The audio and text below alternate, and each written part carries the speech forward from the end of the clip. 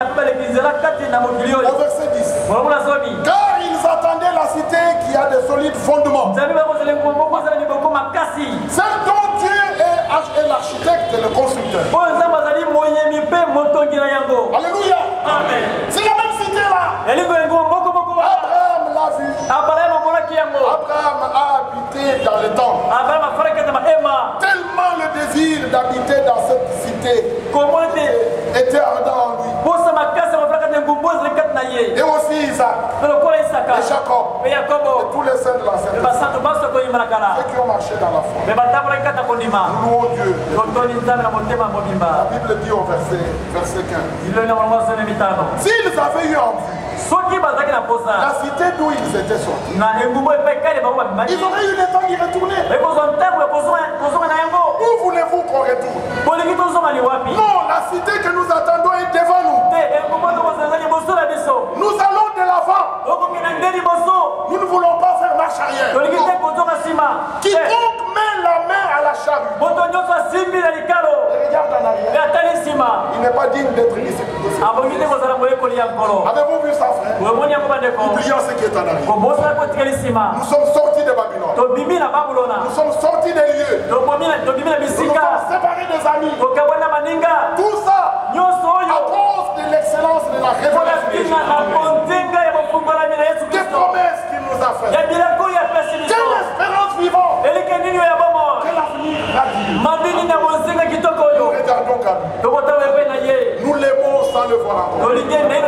Nous nous réjouissons d'une joie ineffable. Alors que nous ne voyons pas encore. Mais nous savons. Bientôt, un jour, nous passerons de la foi à la vie. Les choses que nous croyons sont vraies. Regardez comment ils ont marché. S'ils avaient vu celle d'où ils étaient sortis, ils auraient eu le temps d'y retourner. Même maintenant, ils en désirent une meilleure. Il parlait de ceux de l'Ancien Testament. Et nous, du Nouveau Testament, nous sommes en train de lire au sujet de ceux de l'Ancien Testament. Qui ont cru les promesses, qui ont attendu leur réalisation. Et nous avons l'avantage, nous, du Nouveau Testament, d'expérimenter les promesses qui ont été faites. Jusqu'à ce que la dernière prenne place. Le retour de Christ. Ce retour, cette promesse à laquelle sont liées d'autres promesses. À commencer par Malachie. Matthieu 24:45. Auquel est lié Éphésiens 4:11. Les vrais hommes envoyés de Dieu. Qui distribuent la nourriture au temps. Qui ont le souci que le peuple de Dieu soit nourri. Qui ne sont pas à la recherche du gain sordide. Non. Est-ce que vous comprenez ça? Ils servent le Seigneur d'une manière désintéressée. Bien aimé frère, à commencer par là. Et nous allons jusqu'à la restauration. Il nous aime nous. Demandez la pluie. Zacharie 10. Il vous enverra la pluie. Et le champ de chacun donnera ce fruit. Le Seigneur va achever. Et il nous exhorte à être patients. Jusqu'à l'avènement du Seigneur. Nous avons lu les laboureurs peinent. Il peine, il laboure. Il attend de la terre jusqu'à ce qu'il lui ait donné les pluies de la première de l'arrière-saison. Nous aussi nous attendons l'avènement du Seigneur en toute patience. Parce que nous avons besoin de la patience. C'est-à-dire de la persévérance. Acceptons les épreuves. Avez-vous besoin de la persévérance? Les épreuves doivent venir pour qu'elles produisent la patience et la persévérance en nous. Et puis la restauration prendra place. Et le Seigneur, parce que ce sera une œuvre pour le ciel va s'ouvrir. Le Seigneur descend. Et les morts à Christ ressuscitent. Ce sont des promesses que Dieu nous a faites. Et nous qui sommes restés vivants. Ce sont des versets que vous connaissez dans la Bible. Nous ne faisons que vous les citer. Nous qui vivons aujourd'hui. Toi et moi, mon frère, ma soeur. Nous vivons aujourd'hui pour le retour de Jésus. Nous ne vivons pas pour autre chose.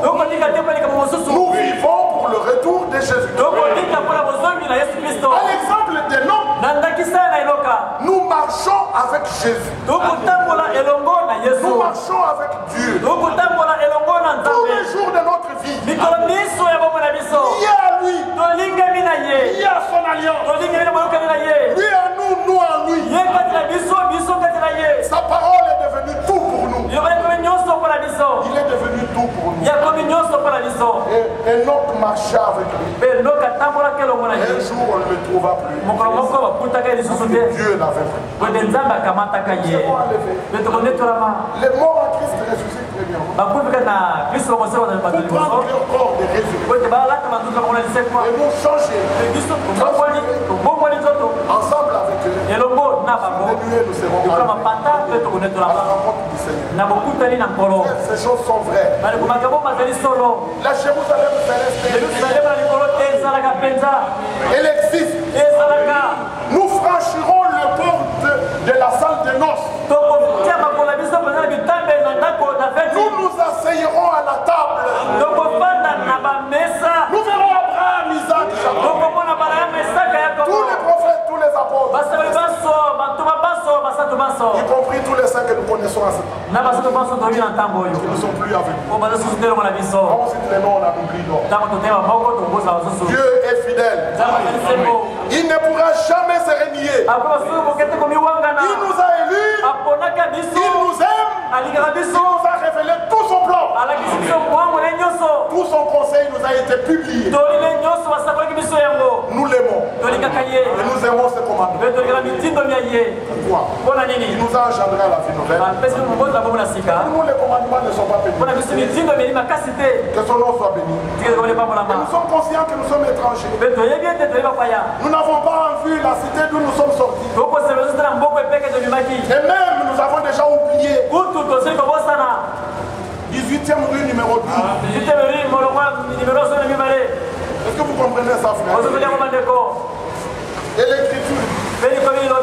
C'est pourquoi. Mais maintenant ils en désirent une meilleure. C'est-à-dire une céleste.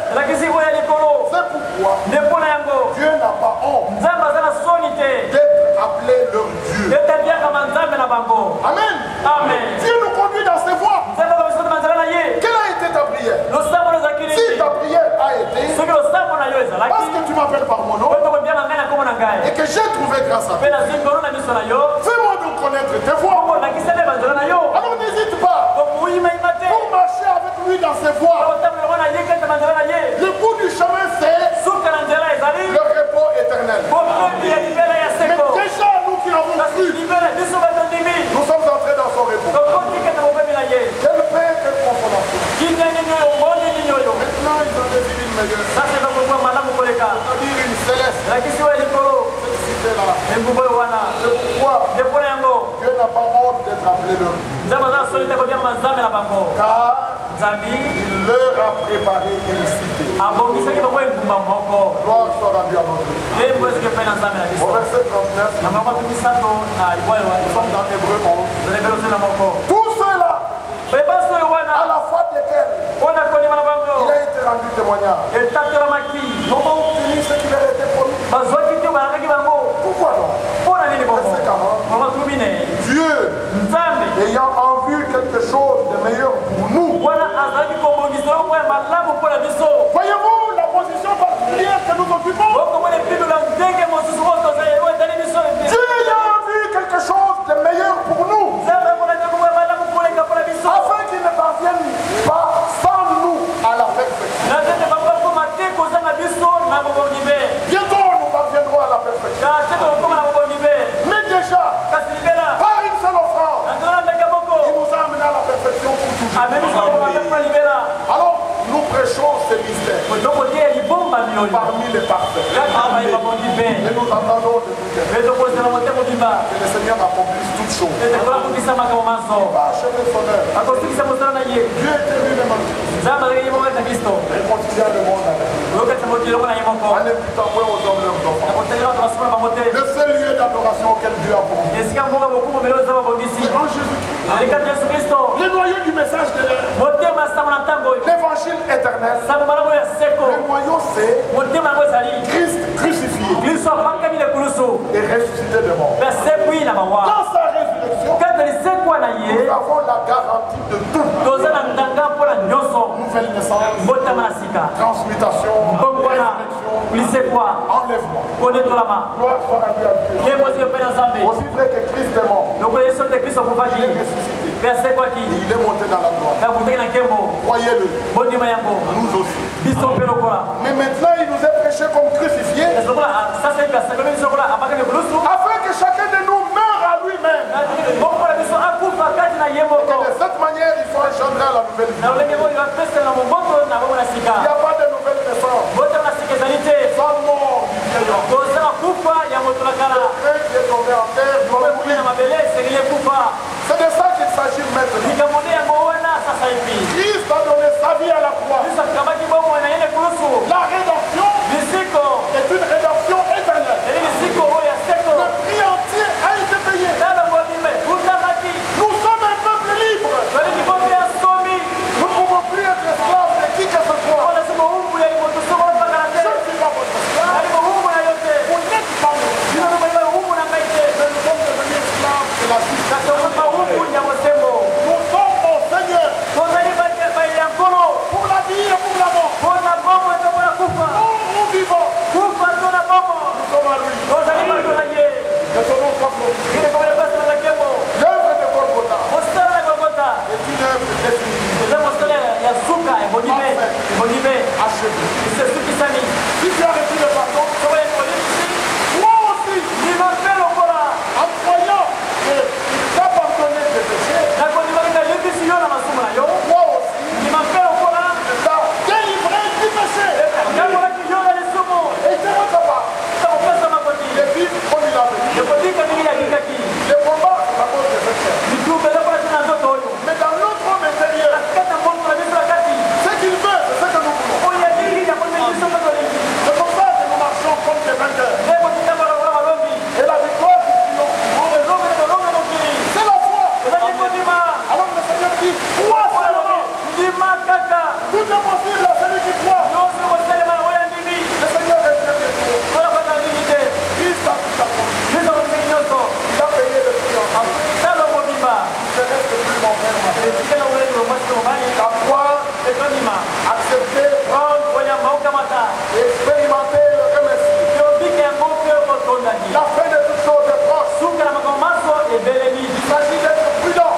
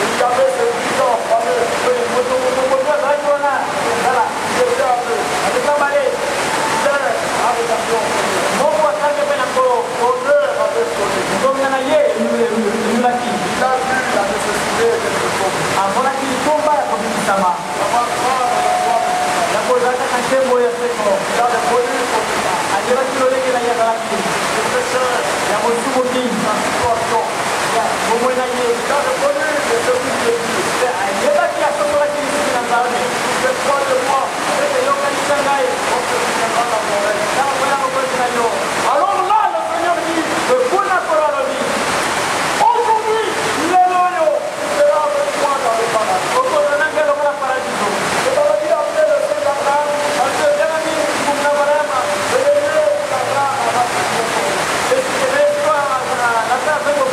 après cette douleur, cette souffrance, sa misère, dans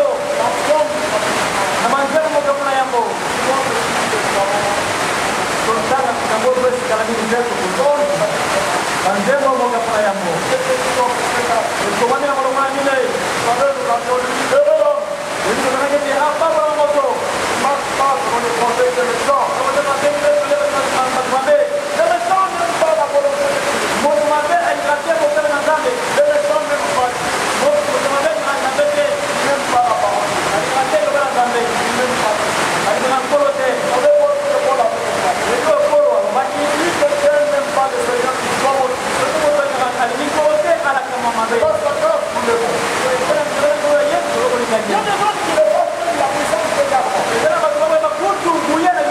Parce qu'ils n'aiment pas la vérité. Et la vérité, c'est la parole. Et Dieu est la parole. Comment peux-tu dire que Dieu ça devait la parole? Et Jésus est la parole faite chair. Il s'agit de cette sémence. Qui est la vie en toi? Tu aimes pratiquer la vie. Louons Dieu. Alors nous ne marchons pas sur le côté.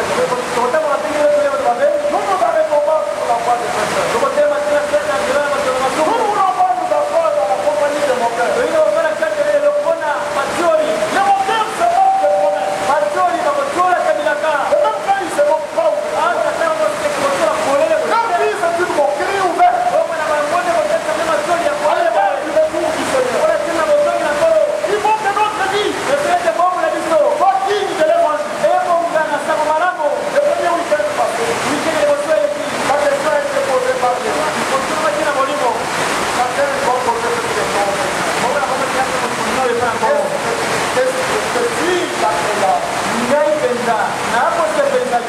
Avec toutes les catégories qui sont la foi.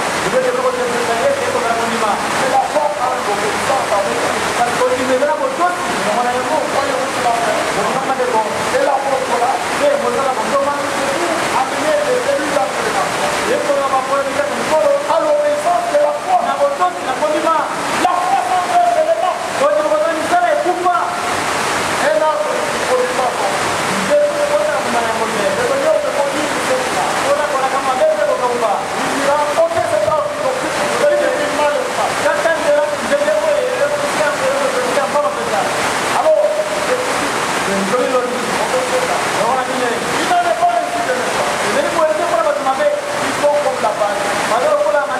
Je le pense. Si le message ne va pas résister à ma tempête, il faut que la tempête vienne. Il faut que le vent souffle. Que la paille fasse séparer du cœur. Gloire soit rendue à Dieu. Je ne peux pas les méchants.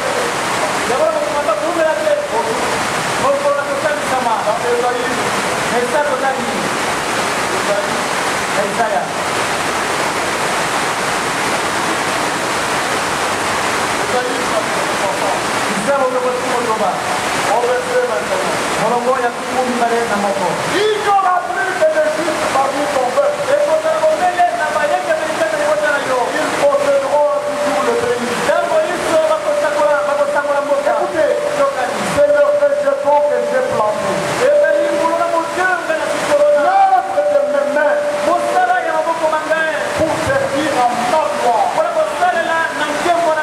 Il connaît tout ce qui lui appartient. Nous sommes fondés. Et il y a des paroles qui disent je vais au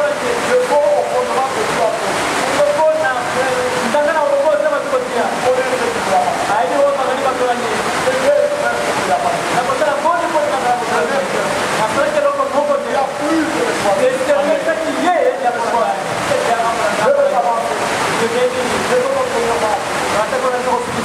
Dans ce contexte, nous comprenons les événements de nous.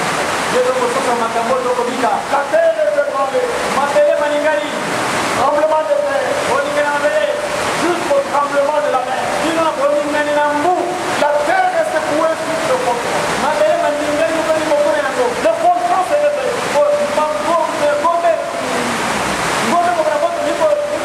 Nous ne sommes pas indifférents à ces choses. La terre souffre le douleur d'enfantement.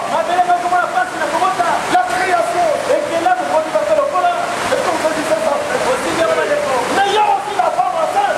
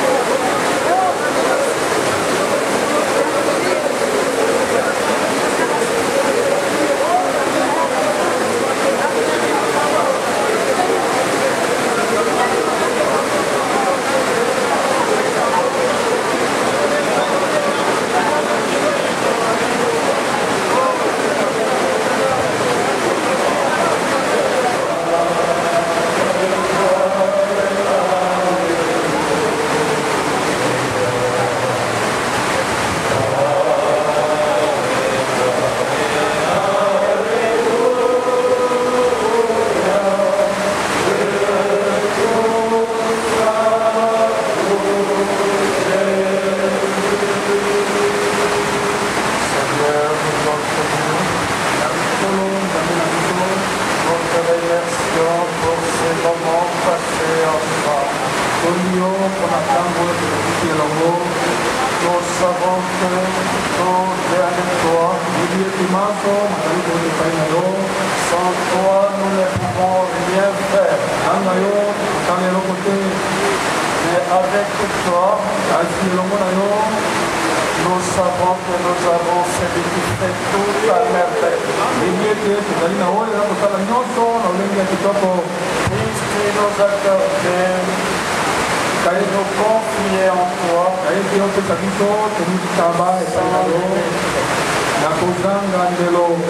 remercions infiniment pour ce que tu as fait par ta parole et par ton esprit. Assiste-nous en toutes choses. Tu connais tous les besoins. Accorde à chacun au-delà même de ce qu'il peut penser, ou qu'il a demandé.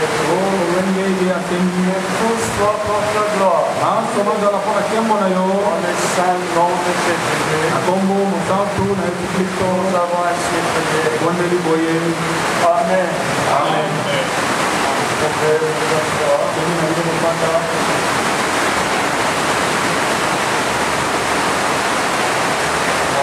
Je vous salue tous dans le nom du Seigneur Jésus. Que cette pluie naturelle puisse se symboliser aussi dans les spirituels une pluie de bénédiction. Il y a des choses qui ont été présente la parole de Dieu. Et cela est salutaire pour chacun d'entre nous. Toutes ces choses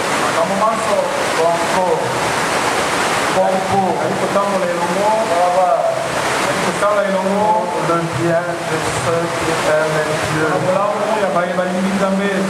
De ceux qui sont appelés selon son dessein.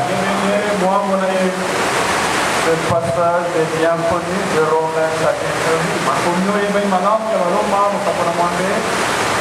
Mais cela doit être aussi expérimenté pour chacun de ceux qui sont appelés, non pas selon le plan des autres, selon le plan, le dessein de Dieu. Dieu ne fait pas de plan au dernier moment.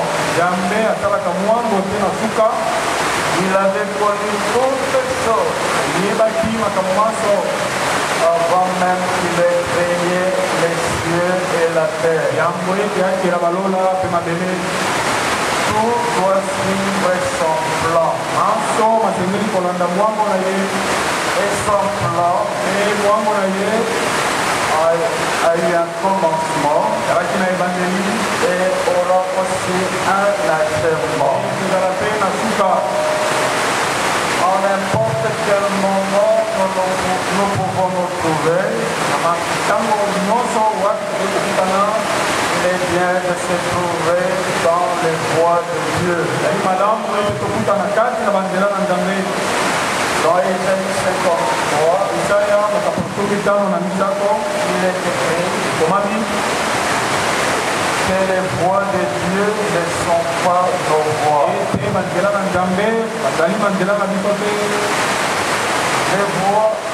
La voix de l'homme peut paraître droite à ses yeux, mais c'est la voix de la mort. Il s'agit que ce qui est humain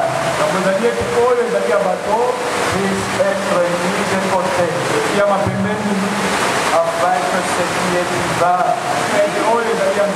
puisse prendre place. La c'est selon le point de vue humain. Mais il s'agit de trouver grâce aux yeux de Dieu pour connaître les voies de Dieu. Et il est écrit dans Romains chapitre 11 que les voies de Dieu sont incompréhensibles. Ce que nous ne comprenons pas aujourd'hui, Dieu nous aidera à comprendre cela. Il est écrit dans Ésaïe 53, il est parlé de Christ. Ce sont nos souffrances qu'il a portées. C'est de nos douleurs qu'il s'est chargé. Le châtiment qui nous donne la paix est tombé sur lui. Et par ses meurtrissures, nous avons été guéris. Toujours dans Isaïe 53, il est écrit que chacun de nous des brebis errants suivait sa propre voie. Mais le Seigneur a fait retomber sur lui l'iniquité de nous tous. Et cela, c'est Christ crucifié. C'est l'œuvre de la rédemption parfaitement accomplie à la croix de Golgotha. À ce moment-là, chacun de nous suivait sa propre voie, cesse avec sa propre voie, parce que dans la propre voie de chacun, il n'y a que l'égarement. Ayant vu l'œuvre de Dieu accomplie à Golgotha, de notre propre voie cesse pour aller dans la voie de Dieu.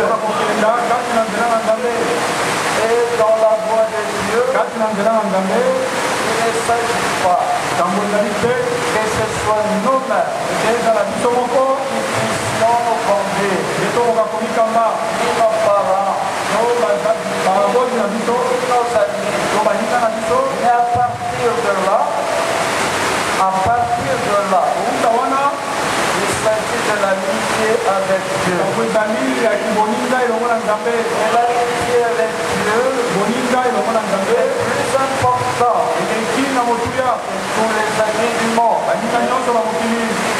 amis du monde viennent et peuvent s'en aller. Mais avec Dieu, c'est pour aller jusque dans l'éternité. Dans le psaume 139, le psalmiste disait, Dieu sonde mon cœur. Regarde. Parce que lui le regarde au cœur. Regarde. Si je suis sur une mauvaise voie, conduis-moi dans la voie de l'éternité.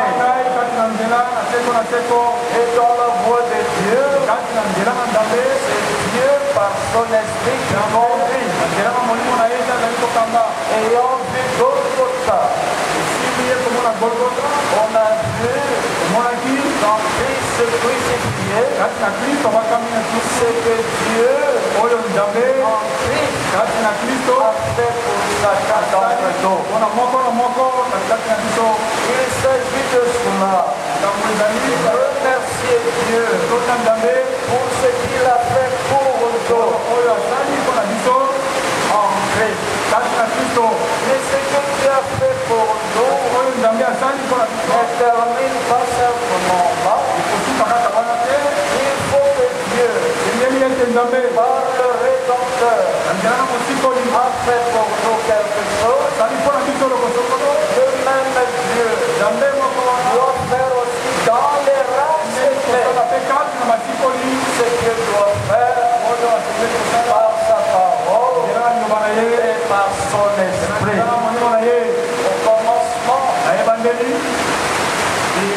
l'Esprit de Dieu. Il mouvait au-dessus des eaux. Il n'y avait pas encore la parole.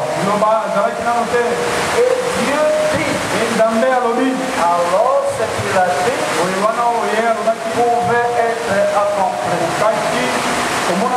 Au commencement, il faut la parole. La parole entendue de la part de Dieu. Nous avons à y croire. Pour permettre à Dieu, par son esprit, d'agir en nous, parce que la parole de Dieu doit être reçue dans ton cœur, dans notre âme. Parce que nous avons entendu des hommes, nous l'avions lu dans 2 Timothée 2, ce que tu as entendu de moi, nous l'avions lu et entendu aussi.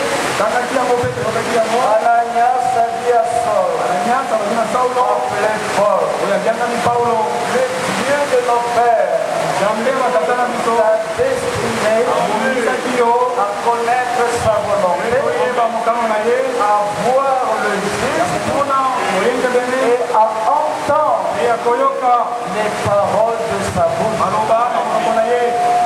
Adam avait entendu la parole venant de la bouche du Seigneur Dieu. Et pourtant cette parole, il était sous l'influence divine. Ève avait écouté la parole du serpent ancien, qui est le diable et Satan. Elle tomba sous son influence par l'écoute. Et alors Adam avait écouté Ève. Elle tomba sous l'influence de Satan. Qu'est-ce qu'elle dit? Si nous écoutons la parole de Dieu, nous sommes sous l'influence divine. Il ne faut pas simplement la parole, et la parole est l'Esprit de Dieu. Non pas seulement l'Esprit de Dieu. Nous avons cherché des démons, mais il faut et l'Esprit et la parole de Dieu. Les vrais adorateurs adorent le Père en esprit et en vérité. Et la vérité a été et sera toujours la parole de Dieu. Ainsi, pour être sous l'influence divine, il faut l'écoute de la parole de Dieu. Ce que Adam avait entendu de Dieu, sous l'influence de Dieu, il pouvait le dire à elle, sous l'influence de Dieu.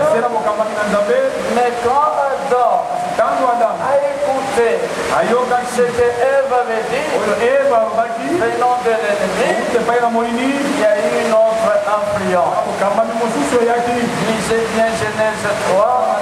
Le Seigneur Dieu dit alors, parce que tu as entendu la voix de ta femme. La voix de Dieu, c'est sa parole. La voix de Dieu, c'est la Bible. Les brebis du Seigneur entendent la voix du Seigneur et se trouvent sous l'influence divine. Cela est très important. Et avec la voix de Dieu, la parole de Dieu, on a le vrai témoignage. Mais le faux témoignage, ce qui n'est pas en accord avec la parole de Dieu.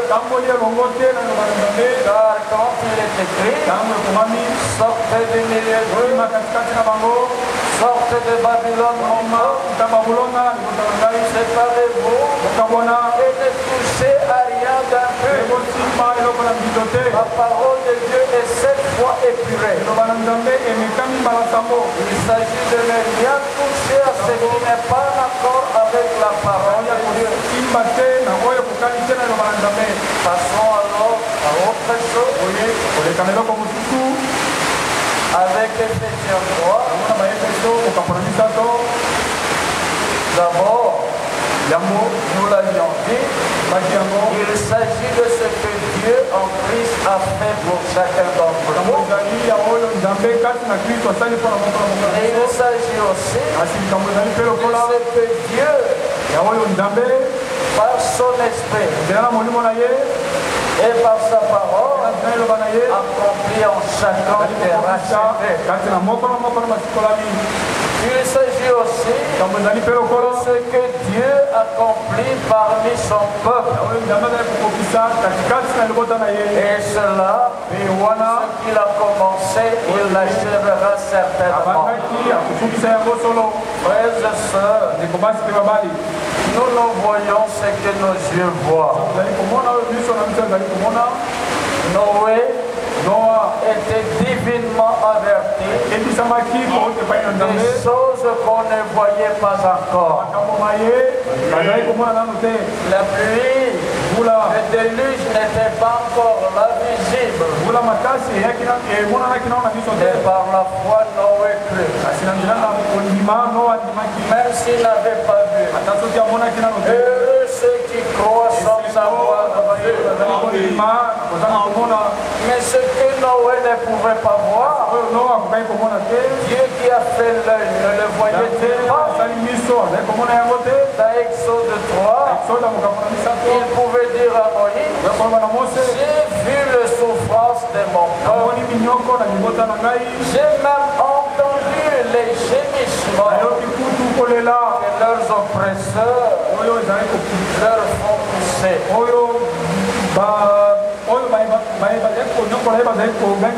Dieu qui a fait l'œil, il voit aussi mieux que tous les hommes réunis. Dieu qui a fait l'oreille entend. Et il entend même les soupirs inexprimables. Dieu voit ce qui arrive au présent. Il avait vu ce qui était passé. Nous, dans le présent, nous n'avons pas vu ce qui était passé. Au jardin d'Éden, on n'a pas vu.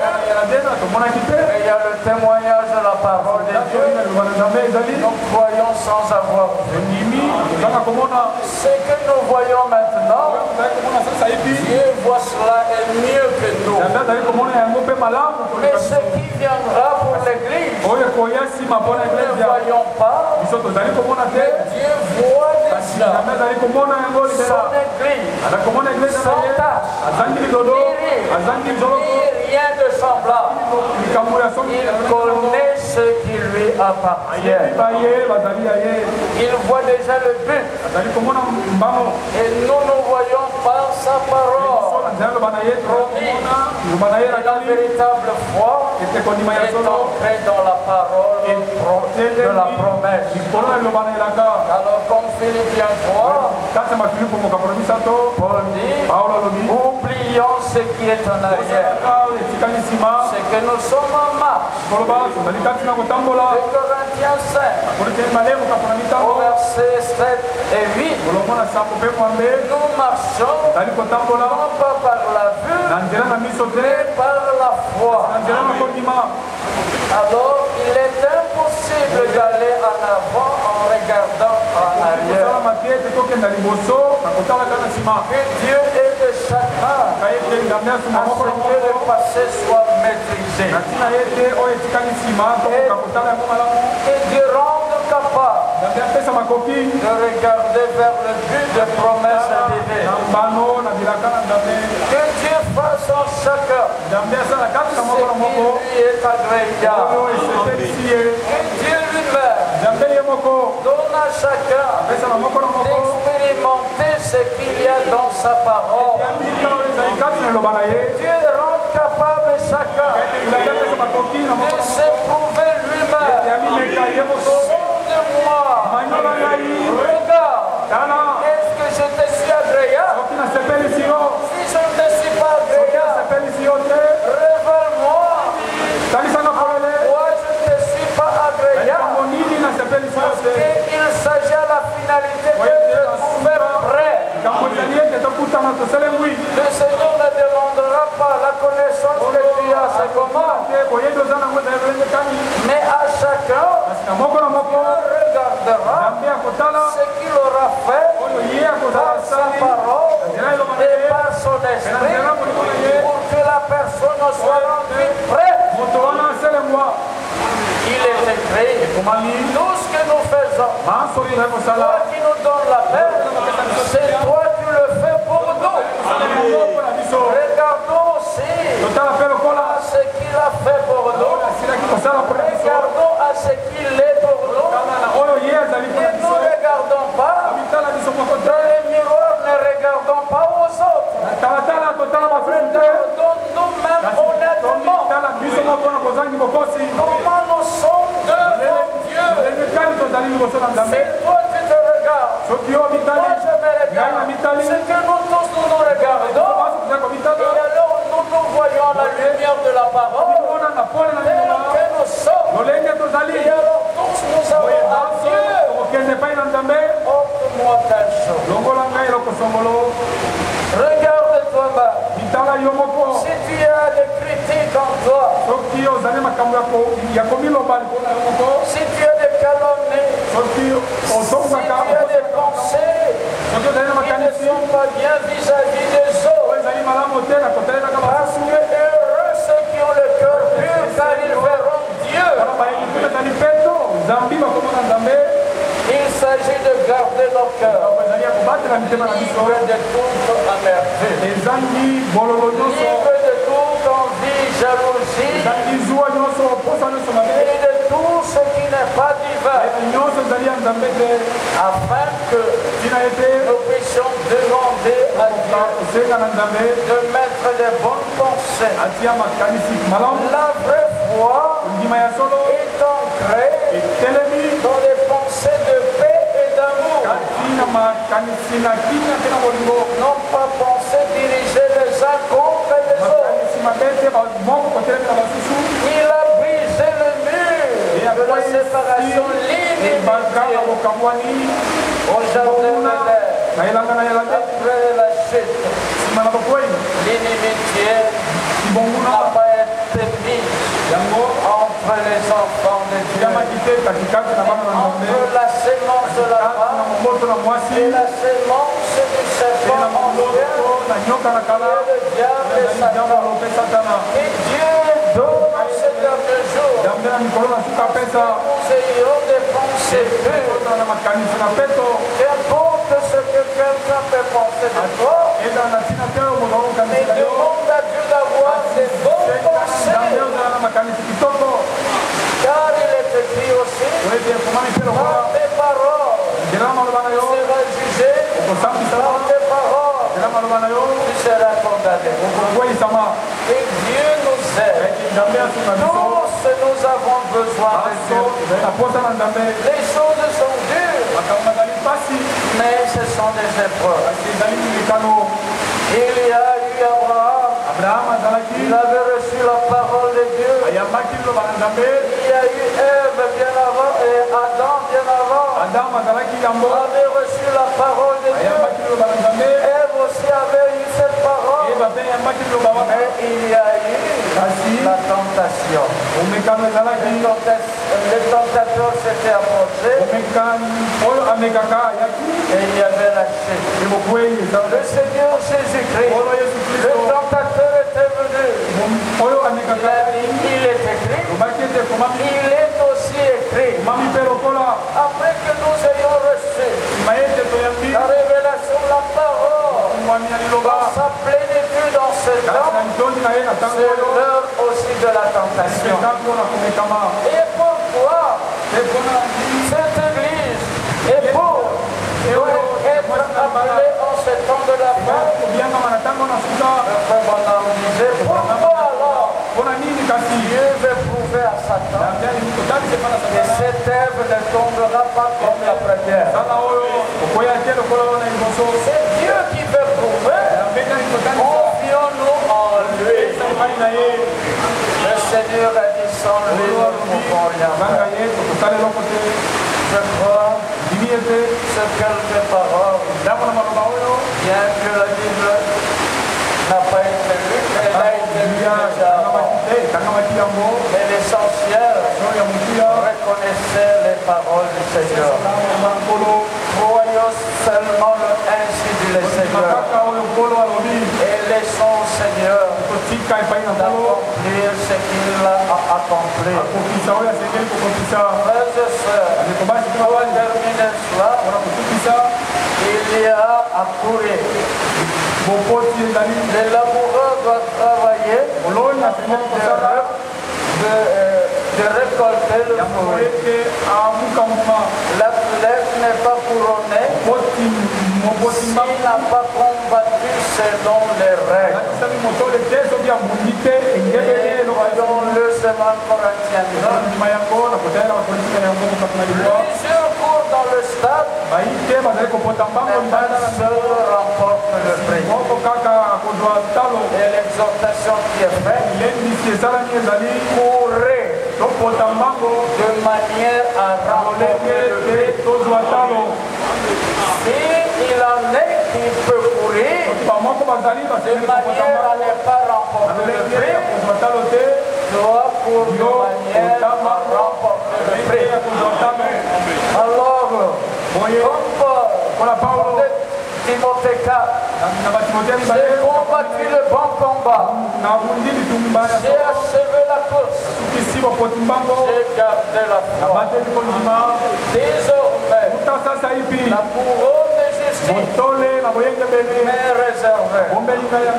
Et il ne dit pas le roi ou le président d'un pays va me donner la couronne à ce jour-là. Le Seigneur, le juste des juges, et la donnera en ce jour-là. Et il ajoute, non pas seulement à moi, mais à tous ceux qui auront aimé son retour. Il y a des choses qu'on peut aimer, mais le Seigneur c'est plus que tout. Nous l'aimons sans le voir encore. Nous croyons en lui sans le voir encore. Mais il accomplira sa promesse. Que Dieu vous bénisse et qu'il nous accorde tout ce qui est nécessaire pour chacun d'entre nous. À Dieu seul, notre Sauveur, Jésus-Christ, notre Seigneur, soit gloire, majesté, dès maintenant et à jamais. Amen. Amen. Oh, je l'aime.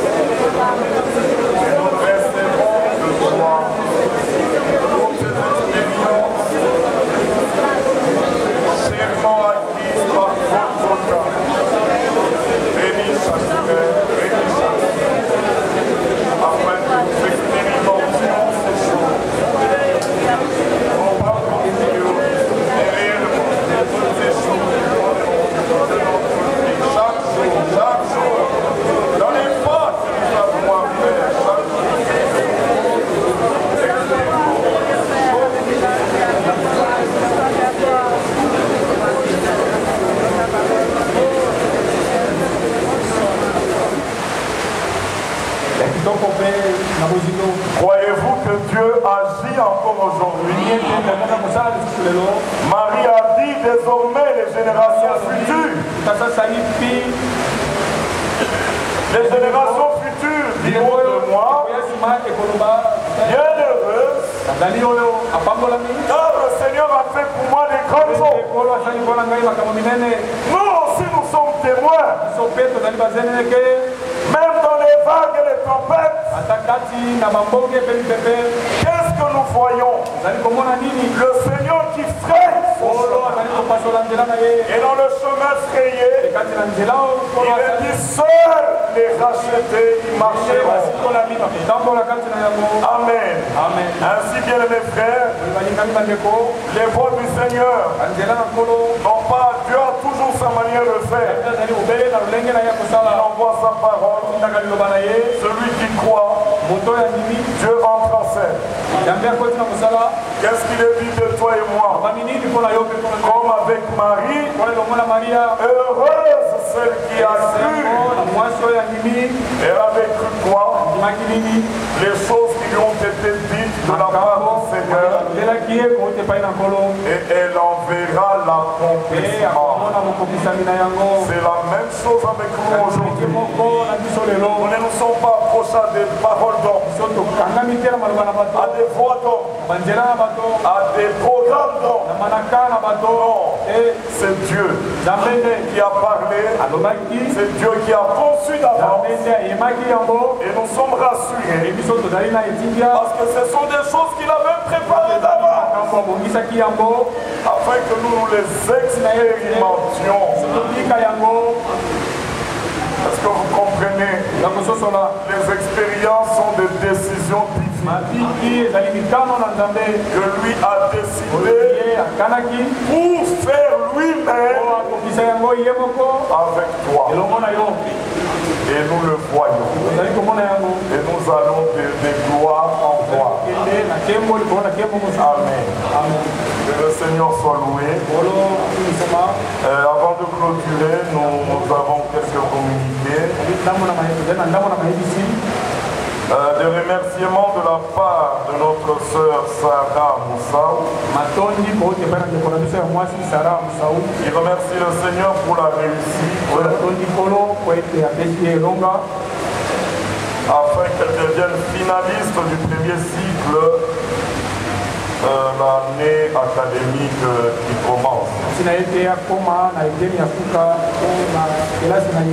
le nom du Seigneur soit loué. Je sais qu'il a fait dans la vie de notre sœur.